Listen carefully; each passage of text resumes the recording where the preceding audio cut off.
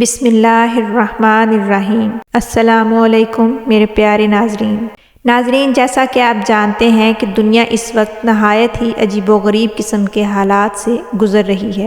اسرائیل اور فلسطین کے درمیان جنگ کے آغاز نے کئی قسم کے مباحثوں، تجزیوں اور مختلف قسم کی پیشن گوئیوں کو جنم دیا ہے۔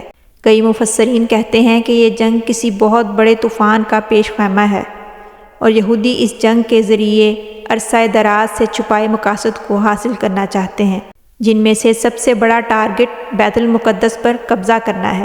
سوال یہ پیدا ہوتا ہے کہ یہودیوں کے لیے بیت المقدس کا قبضہ اتنا اہم کیوں ہے؟ اس کے حصول کے لیے وہ ہر حد کو عبور کرنے کے لیے کیوں تیار ہیں؟ حتیٰ کہ اس وقت اسرائیلی فوج فلسطینی مسلمانوں کی نسل کشی میں مصروف ہے اور دنیا کی تمام بڑی طاقتیں سب دیکھ کر بھی انجان بنی ہوئی ہیں اور خاموش تماشائی کا کردار ادا کر رہی ہیں۔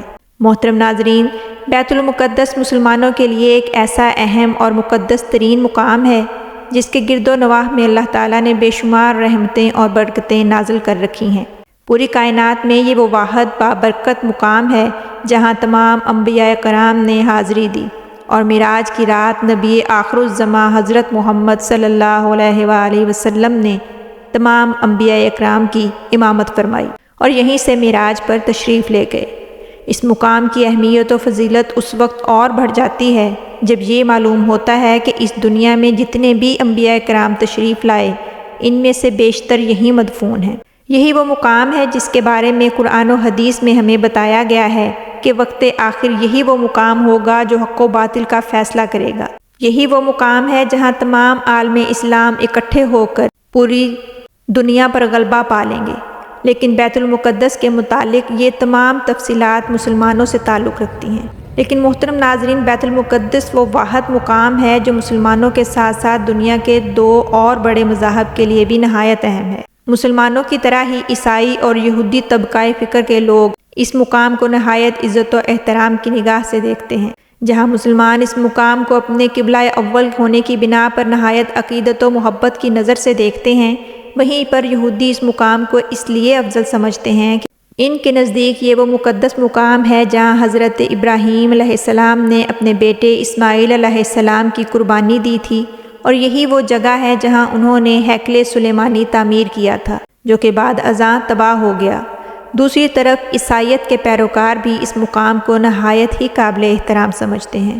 ان کے عقیدے کے مطابق یہی وہ مقام ہے جہاں حضرت عیسیٰ علیہ السلام پیدا ہوئے تھے، اور جب دنیا کے خاتمے کا وقت قریب ہوگا تو یہی وہ مقام ہوگا جہاں حضرت عیسیٰ علیہ السلام کا نزول ہوگا۔ اب سوال یہ پیدا ہوتا ہے، کیا یہی وجوہات کافی ہیں جن کی بنا پر یہودی فلسطینیوں کی نسل کشی کرنے میں مصروف ہیں، یا پھر اس کے پیچھے کوئی اور راز بھی پوشیدہ ہے جسے عام لوگ نہیں جانتے؟ آخر ایسا کون سا اہم مقصد ہے جسے یہ حاصل کرنا چاہتے ہیں؟ ان کے لیے بیت المقدس سب سے بڑھ کر بیت المقدس پر قبضہ کرنا اتنا کیوں اہم ہے؟ اس سارے معاملے میں ہیکل سلیمانی اور تابوت سکینہ کا کیا کردار اور اہمیت ہے؟ معزز ناظرین، اگر ہیکل سلیمانی کی تاریخ کو کھنگالا جائے تو معلوم ہوتا ہے کہ حضرت یعقوب علیہ السلام کی نسل یعنی بنی اسرائیل کو جب ہدایت نصیب ہوئی اور انہوں نے رب کائنات کی فرما برداری کی تو اللہ تعالیٰ نے ان کی اس فرما برداری سے خوش ہو کر انہیں تابوت سکینہ سے نوازا۔ یہ تابوت دراصل ایک ایسا مقدس صندوق تھا جس کے اندر بے شمار تبرکات تھے۔ ان تبرکات میں پہلے آنے والے تمام انبیاء کی نشانیاں اور استعمال کی چیزیں تھیں۔ چنانچہ اس بابرکت صندوق کی وجہ سے بنی اسرائیل کے اچھے دنوں کا آغاز ہوا۔ روایات سے یہ بات ثابت ہوتی ہے کہ اس صندوق کے عطا ہونے کے بعد اللہ تعالیٰ نے بنی اسرائیل کو ہر طرح سے نصرت و کامیابی عطا فرمائی اور انہوں نے ہر میدان میں اپنی فتح کے جھنڈے گاڑے۔ اس کے بعد جب حضرت داؤد علیہ السلام کا دور آیا تو انہوں نے تابوت سکینہ کی حفاظت کے پیش نظر ایک ہیکل تعمیر کرنا شروع کیا، جو کہ ان کی زندگی میں تو مکمل نہ ہو سکا، مگر بعد ازاں ان کے بیٹے حضرت سلیمان علیہ السلام نے اذن خداوندی سے جنوں سے وہ ہیکل تعمیر کروایا، جو کہ بہت ہی مضبوط اور خوبصورت تھا۔ اس میں تابوت سکینہ کو رکھوایا گیا اور عام لوگوں کا ہیکل کے اندر داخلہ ممنوع قرار دے دیا گیا۔ اس کے بعد حضرت سلیمان کے دنیا سے چلے جانے کے بعد ان کی قوم یعنی بنی اسرائیل ایک بار پھر گمراہی کی دلدل میں دھنستی چلی گئی۔ تو اللہ تعالیٰ نے ان پر ایک دردناک عذاب نازل کیا اور اکثریت کو ہلاک کر دیا۔ اس کے بعد دوسرا عذاب 500 مسیح میں بادشاہ بخت نصر کی صورت میں نازل ہوا۔ یہ دنیاوی عذاب تھا۔ اس نے یروشلم پر حملہ کر کے ہیکل سلیمانی کو تباہ کر دیا اور یہودیوں کا قتل عام کیا۔ جو کچھ باقی بچے انہیں غلام بنا کر ساتھ لے گیا اور یروشلم میں ان کا داخلہ بند کر دیا۔ لہٰذا اب ان کو سمجھ آیا کہ یہ عذاب اللہ تعالیٰ کی نافرمانی کرنے پر ملا ہے۔ ایک دفعہ پھر انہوں نے اپنے اعمال پر معافی طلب کی تو اللہ تعالیٰ نے ان کی معافی قبول کر لی، اور سائرس نامی بادشاہ نے یہودیوں کو نہ صرف بخت نصر سے آزاد کروایا بلکہ انہیں یروشلم میں واپس جانے اور ہیکل سلیمانی کی تعمیر نو کی اجازت بھی دے دی۔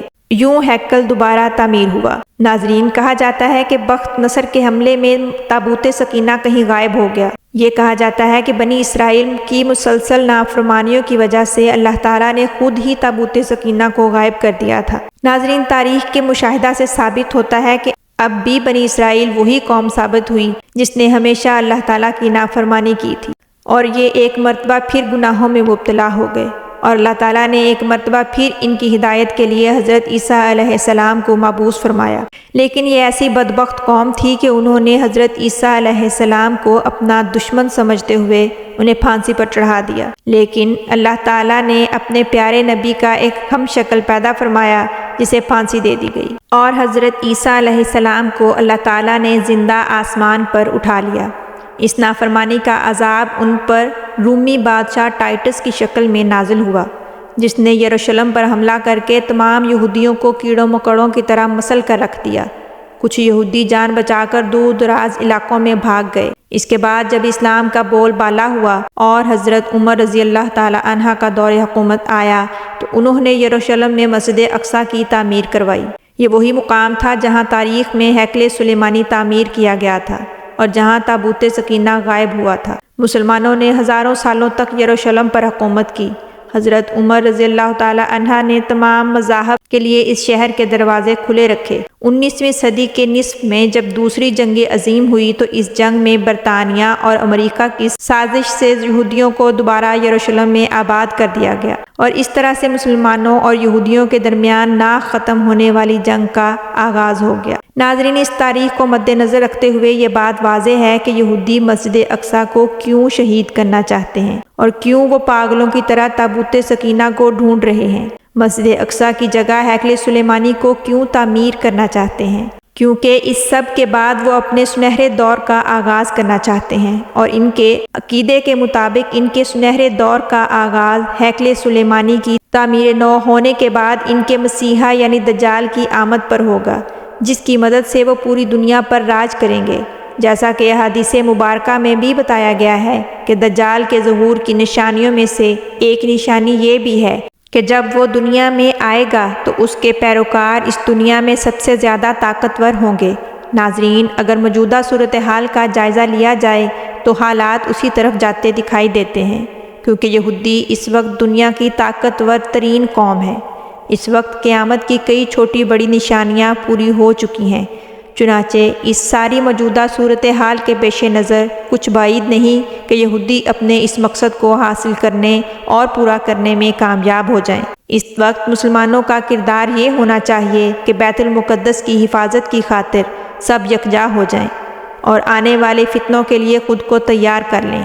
لیکن افسوس کا مقام یہ ہے کہ سب خاموش تماشائی ہیں اور فلسطین اور بیت المقدس کی تباہی کو خاموشی سے دیکھ رہے ہیں۔ اللہ تعالیٰ تمام اسلامی ریاستوں کے حکمرانوں کو اپنے مقدس ترین مقام قبلہ اول یعنی یروشلم اور مسجد اقصی کی حفاظت کرنے کی توفیق عطا فرمائے، اور ہمیں آنے والے فتنوں سے محفوظ فرمائے، اور مظلوم فلسطینیوں کی حفاظت کے لیے اپنے فرشتوں کو بھیج دے۔ آمین۔ ناظرین، امید کرتی ہوں آج کی یہ ویڈیو آپ کو اچھی لگی ہوگی۔ اگر اچھی لگی ہے تو اسے لائک کیجئے، چینل کو سبسکرائب کیجئے، اپنے دوستوں کے ساتھ شیئر کیجئے، اور وہ بھی اس دعا میں شامل ہو جائیں کہ اللہ تعالیٰ مظلوم فلسطینیوں کی مدد فرمائے، نہ جانے کس کی دعا قبول ہو جائے۔ ناظرین، حاضر ہوں گی ایک نئی ویڈیو کے ساتھ، تب تک کے لیے اجازت دیجیے۔ اللہ حافظ۔